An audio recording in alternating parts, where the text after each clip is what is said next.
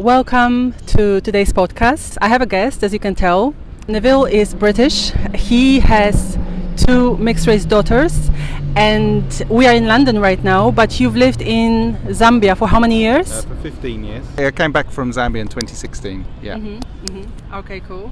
So Neville is here because we've just met, technically. When did we meet? About a week ago.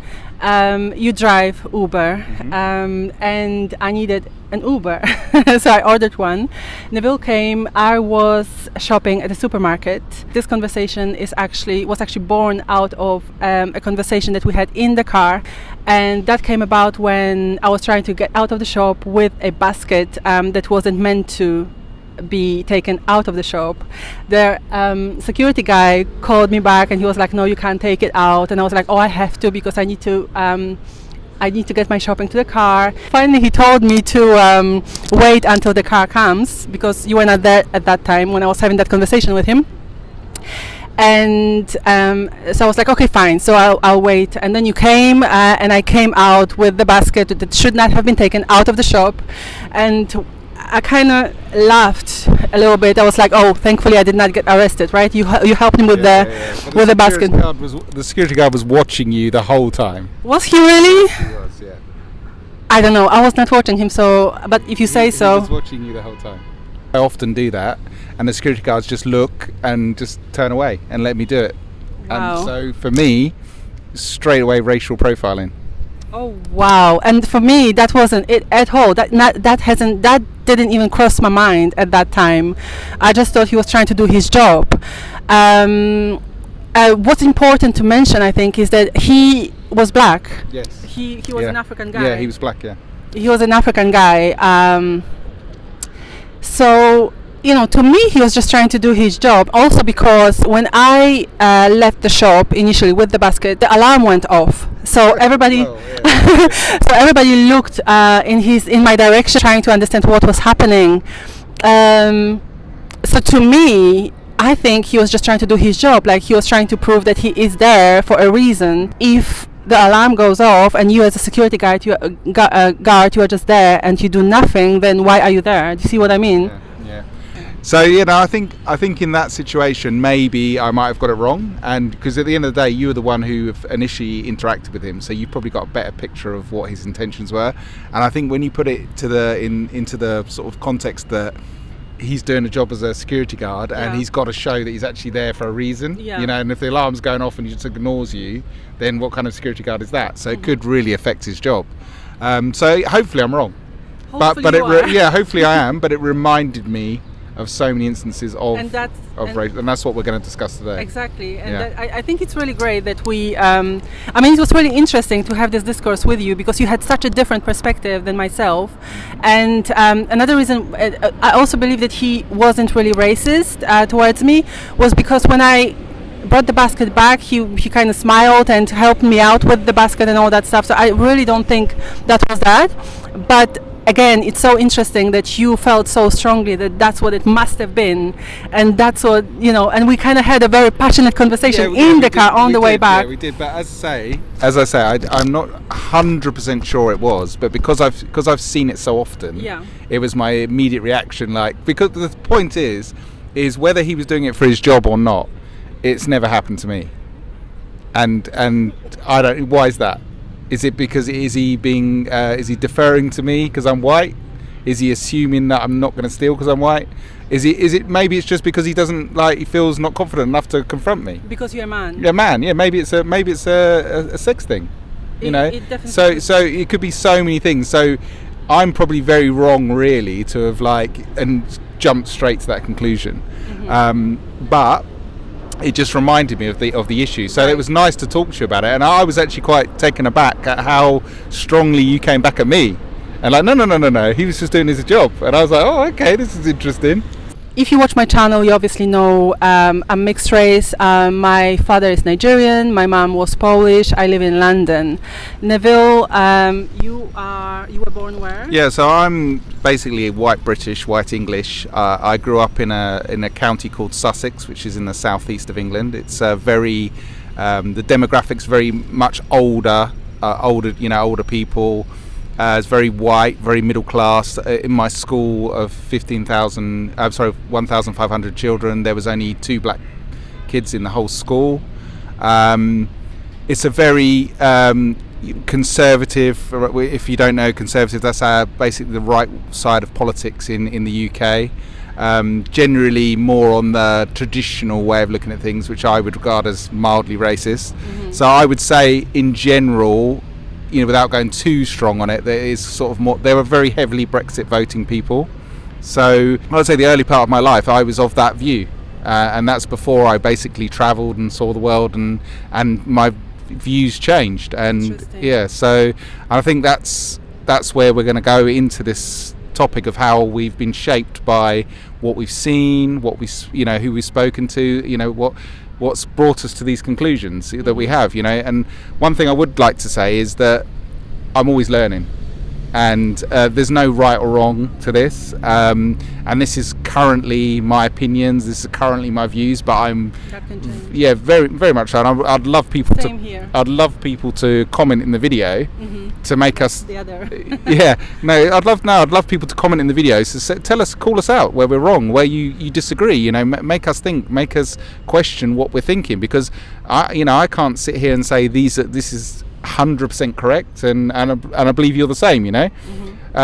We do have different views. I think what I need to mention as well is that I also grew up in a 100% Caucasian environment back in Poland. It was a small town environment. My sister and I were the only non-white people there.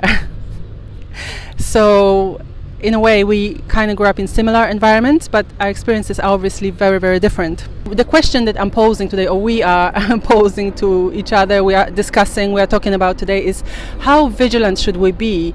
How aware should we be of the racism around us? Is everyone racist? Do you think it's a controversial question, or do you think it's a fair question? And when I say everyone, I don't just mean white people. I actually mean everyone. That includes white, black, and whatever other color you are. In my mind, that's what I want to talk about. Well, so from my point of view, I can only really speak from the white perspective. Right. So, in my opinion, and you're welcome to shoot me down, but every white person is racist. Oh wow. And I say, but again, we have to be very careful when we use the word racist, because we need to. I think it'd be helpful if we defined what racism we're talking about, because there's various forms of racism, and if we're going to talk about institutional or systemic racism in the UK, 100% is there, and we'll go into that a little bit further because I've got very good examples of that.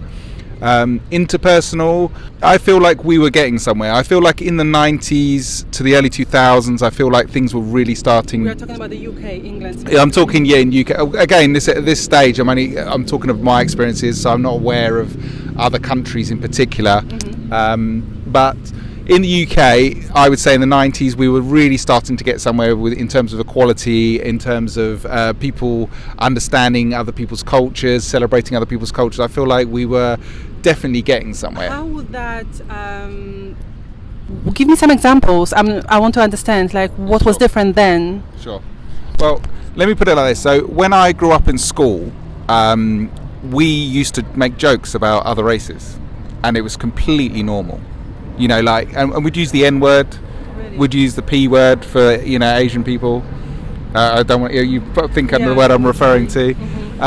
And these were completely normal, and it was like we'd make jokes about it, and it was completely not a thing. And even TV, characters and everything, it was very, very just straight out racist. Right. Even the books we read as children. As a child, my favourite author was Enid Blyton. She used to do these amazing books called The Famous Five, and she even did Noddy and Big Ears. And the bad guy was always a black person.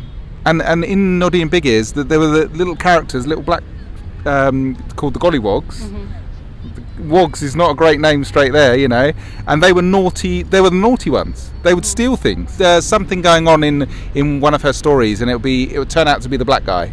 Right. That had done the crime or whatever, and they were investigating it. Right. So it was incredible. So these things all seep into you via osmosis in a way, and so you get indoctrinated in those kind of thoughts. So already you're prejudiced. Absolutely. So, but I think to give the examples of the questions you're asking, as time's gone on, I feel like society's moved forward in terms of, no, this is wrong, and we started to address these issues. So I would say, we knew it was wrong in the 90s, so when we got to a point where we knew it was wrong to say these things out loud, the N-word. Like, I would never say the N-word, even when I'm surrounded with all my black friends and everything, and I'm still not allowed to use the N-word. Sorry to interrupt, but so what changed? Like, who decided, okay, this is not right, we have to stop this? Who decided that at that time? That's actually a very good question. To be honest with you, I can't tell you exactly, but I would say it was politicians and pressure groups and so there were pressure groups. Right. Definitely. It was more of a, like, I would say in general, British people are quite tolerant, quite accepting, quite modern thinking in general. But that only really happens when things are going good in your country, and that's where we're going to get into why I think Brexit is a very, very big issue on this, but I think this is why the question that you're asking in this podcast is, how vigilant should we be? Yeah. Now, if you asked me this question in the 90s, I would probably say not to worry too much. Right. We've got a long way to go, but we're making good steps. Progress. Yeah, exactly. However, I feel like we're regressing, and the reason I feel like we're regressing is essentially. Essentially, when societies are doing badly, in terms of in your pocket, in a way, you're struggling. Life is hard. Yeah. Everything's broken around you. You are looking for someone. You're looking for someone to blame, and what you should be doing is blaming the government or blaming who's in charge. But what we tend to do, what the newspapers and the media say is, no. It's not the rich people or the people who are in control. It's the immigrants. It's the foreigners. They're the reason to your problems, and so that's where the populism comes from. That's where you get the likes of Donald Trump. You get the likes of Boris Johnson. You get the likes of Brexit. So Brexit essentially is people having life. Life is hard. Okay, they want change. Right. Okay, so they've been told the reason you can't get a doctor's surgery or a place in your school of choice or all these things, are jobs and everything, is because the immigrants are coming and taking your jobs. Right. Okay, now we did Brexit, which Brexit was us leaving the European Union, which is essentially a white continent. But people were also blaming Polish people, Romanians coming here, like doing plumbing and building. The thing is, and they were saying they were taking our jobs. But the point is they weren't taking our jobs. Because you didn't want to do those jobs in the first place. Quite often we didn't want to do those jobs, exactly. But not only that, European people would come and go. So our immigration was quite fluid. But can I just say something? I mean, I'm not political at all, so I might be totally wrong about this. I don't follow politics or anything like that. But I do remember when I came to the UK in 2004, you guys opened the doors wide, like compared to all the other countries. Like the UK had the most lenient immigration rules. Let me clarify on that. Well, actually, compared to other European countries, well, no, that's why. To be honest with you on that one, European Union, we have freedom of movement, which is actually you're able to move within all of the countries freely. So it wasn't the fact that we have an open door. All of Europe has an open door. Yes, but in the UK, you could come, and I think after a year or something like that, you pretty much had the same. The same rights as a British person. I shouldn't be the one saying it, to be honest, but that was what was happening, and that wasn't the case in many other countries. I don't think. I mean, correct me if I'm wrong, but if I remember well, Germany, France, some of these other places, like you really had to jump through a few more hoops to be able to get the same rights as the nationals. Are you talking about European people coming, or are you talking about from the rest of the world? I'm talking about European people coming to the UK specifically, compared to European people going to other EU countries at that time. I think personally, you might be wrong on that. I think Europe was it's freedom of movement for all. It's the same rules. Movement, yes, but then the rights. Maybe the rights to when you land and when you maybe you're to get benefits, etc. Maybe things, yeah. Maybe on that front, but the point is the UK was more attractive. I may not be factually correct. Please don't quote me on this. And if you know better, do comment, okay? But it wasn't just because the UK was more attractive, which it was. It was also because it was offering a lot more, a lot faster. Yeah, that's got. To be honest with you, I'm quite political, but I didn't really see it like that. Okay. But maybe that is true. And that's what a lot of the right-wing people say in the UK is that we're a soft touch. Now, I see. Yeah. You're saying we were careless, but for me, the more immigration, the better. And the reason why I say that is because every single wave of immigration that we've had to this country has enriched our society in not just in cultural, in wealth. In so many ways, like Britain itself is an island of immigrants. You won't find an ancient Britain walking around. We're a mixture of Normans, Vikings, even our name Anglo-Saxons. You know, we're Anglo-Saxons. They're German people, and the thing is, the immigrants come and go. A lot of the Europeans, especially, our immigration numbers stayed relatively static. Because people would come and people would go, and British people would move to Spain and to France and to other countries. So now we can't. We've cut off our own nose to spite our face. Now British people complain, oh, why can't I just move to Spain and France like I used to be able to? Because you voted Brexit. On this note, what is the difference between an expat and an immigrant? Who is an expat, who's an immigrant? Because, whenever there is a conversation about Britons moving to different places, they are expats. But a lot of times when Eastern Europeans come to Britain, they're immigrants and stuff like that. So what's the difference? Who do you think came up with the names for that? Is it British? Exactly. The British people came up. That's a classic example. When other people come, they're immigrants. When British come to your country, they're expats. and the difference is absolutely nothing. Wow. And that just comes from our colonial past, and that's another classic example of British exceptionalism. Right, so we've kind of touched on what I want to talk about, which is the particular brand of British racism, right? Mm-hmm. Is that what this is? Mm-hmm. Is that an example of what? Yeah, well, very small. Very small. Should we look for racism in people, who look different than us? I think on the interpersonal racism issue, I think that's probably the people that I would like to say that are quite open-minded, or using the modern word woke. They're very, very careful of how they speak, and they're actually very scared of talking about racism in case they say something wrong. But in a normal scenario, though, if we talk about the average British person, when they're talking to someone of colour, they will say things that they don't realise are racist. Like, for example, if you're a black British person who was born in Brixton and your parents were born in Brixton but your grandparents came, and then I turn around to them and say, "Where are you from?" And they say, "Oh, I'm from Brixton," and I say, "No, but where are you really from? Where are you really from?" So, like that, the white person there doesn't have any idea that what they're saying is racist. That they just think that they're just interested. But the point is you're basically saying they're not British.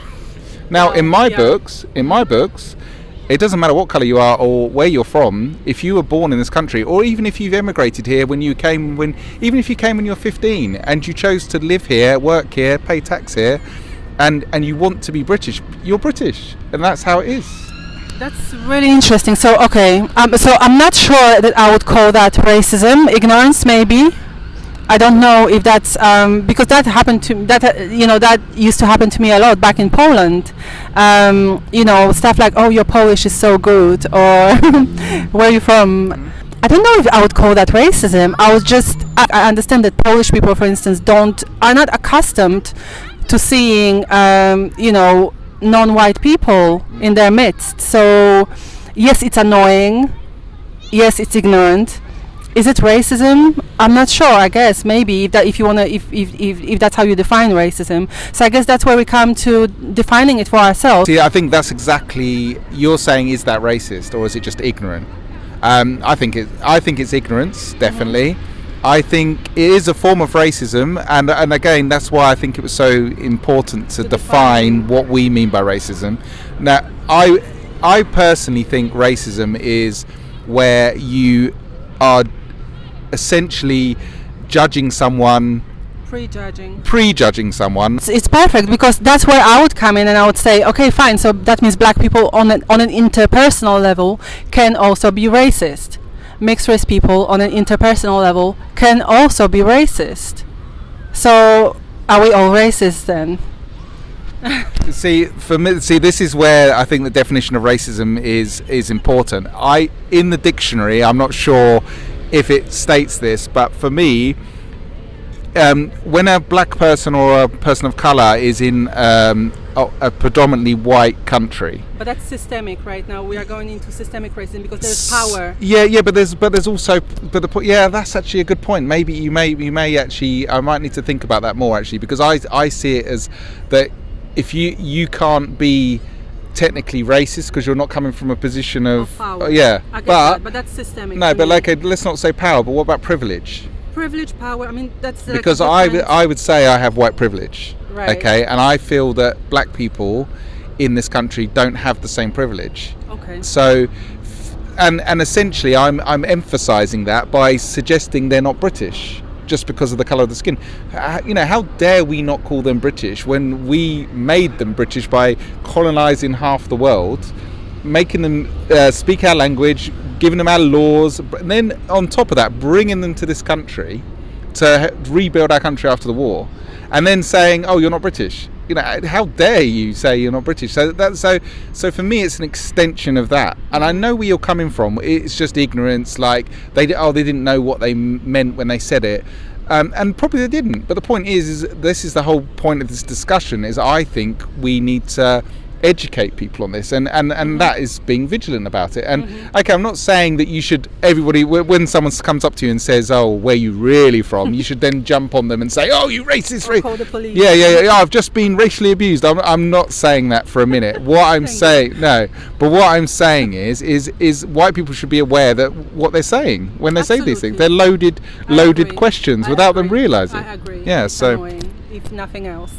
I totally agree with you. We should be aware, across the board we should be aware of what we say, but again, like when it comes to interpersonal racism, I look at it differently than institutional, and on that level I believe everybody can, and to some extent many people are racist without even realizing. I told you in the car I had a conversation with a black woman who said something about white people, generalized, a generalization that was very unfair. Like for me, when someone says in general terms that every white person is a racist, like I immediately see my grandmother, my grandfather, my mother, my friends, who love me and whom I love, and like blue-eyed, blonde people, many of them, and I know for sure that not everyone is racist. I know this to be true. And I'm talking about white people right now.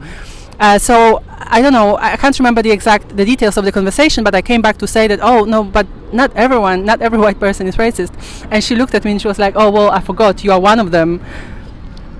I mean, that's just, like it's so when it comes to interpersonal, it's across the board. I see it everywhere. And yes, institutional racism kind of comes from interpersonal racism in a way, because it's like when you have the majority, right? When you have the majority of people who are racist and they are the ones in power, then of course this is a huge problem for the minorities, right?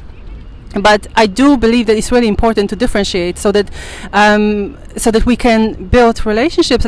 I just want to be free to enjoy people of different races and not pay attention to the skin color, and give everyone a chance to prove themselves and show me who they are before I make up my mind.